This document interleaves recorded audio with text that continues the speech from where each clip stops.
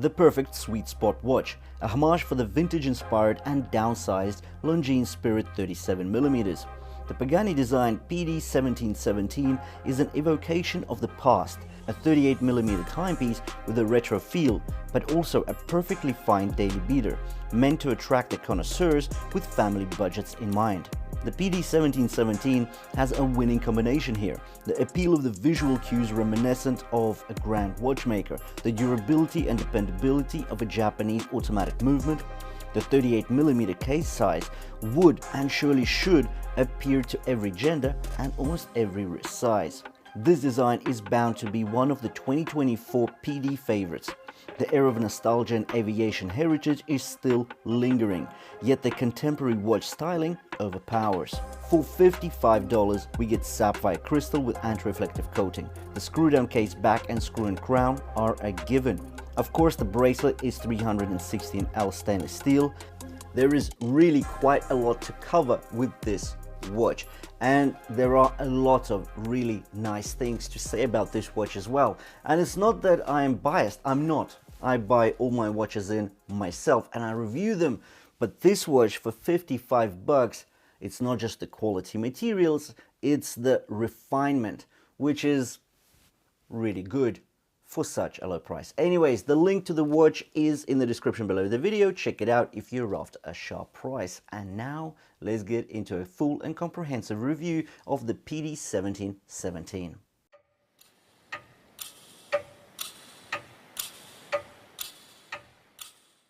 With regards to the dimensions, we get a diameter of 38mm, a lug-to-lug length of 46.2mm, a height of 13mm, a lug width of 20mm, tapering down to 18 at the clasp, and a weight of 145 grams before removing any links to fit my 6.5-inch wrist.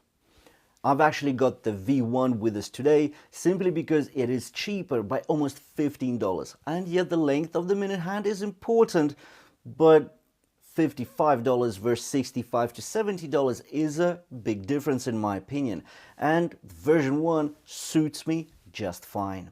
But I've left the links to both versions of version 1 and version 2 in the description below the video. Even with the relatively modest dimensions, the watch wears larger on the wrist. The case is lean with a fluid look and interesting angled facets. The case shows a succession of brushed surfaces. On the sides, the flat flanks receive a laterally and straight brush stroke, yet the lug hoods are brushed in a circular manner. The case feels much more expensive than the actual price paid. Just look at these wide polished accents running alongside the lugs and mid-case. This level of attention to detail is not only about building on a premium look and perceived quality, it actually brings dynamism to the watch, pulling away from the vintage heritage and pushing the watch towards the sporty and contemporary aesthetics. As you can see from the wrist shot, the watch's downward slanting lugs literally hug the wrist. On my 6.5-inch wrist, there are no trace of any overhangs. Pagani Design does not disappoint in terms of equipment. The PD1717 comes to us with all the bells and whistles we've come to enjoy on the more expensive models on other micro brands. On the right of the case, we are met with an average size screw-in crown. The tip is signed with the brand logo. The threading is fine and quite notchy for convenient rotation. Another point of interest is that the crown is actually diamond shaped. Once again, a nuance, a detail that is just so special. Let's flip the watch over and see the fluted screw-down case back. It's flat, solid for that comfortable fit. The specs on the perimeter highlight the 20 bar or 200 meters of water resistance. The inverted end links are a big positive, no doubt. The overall 3-link design with the polished accents is also interesting and luxurious.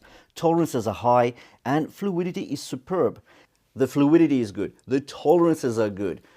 Inverted end links, we get a milled and signed clasp. There is a lot to sing praises about with this bracelet on this watch. It's just that clasp, it doesn't feel as special. But really, for $55, yeah, let's keep going with the crystal.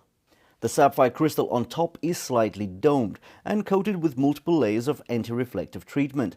This explains the crystal clear legibility and readability of the dial. The dial is reached via shallow rehaut. The deep aqua blue is a unique blue hue, which once again points to the luxurious nature of the watch. There is a prominent sunburst effect shooting rays outwards from the pinions. The mini track is actually printed on an applied peripheral flange. White and luminous Arabic numerals are nicely defined, sharp and clear, with an elegant chrome finishing on the edges. Just above the numerals are the small diamond-shaped markers. These bite into the flange with the minute chapters. The feeling of quality and attention to detail on this dial are next to breathtaking. The hands offer good contrast as well, edged in chrome and with loomed inserts. But the loom test displays the usual Achilles heel of the Pagani Design watches.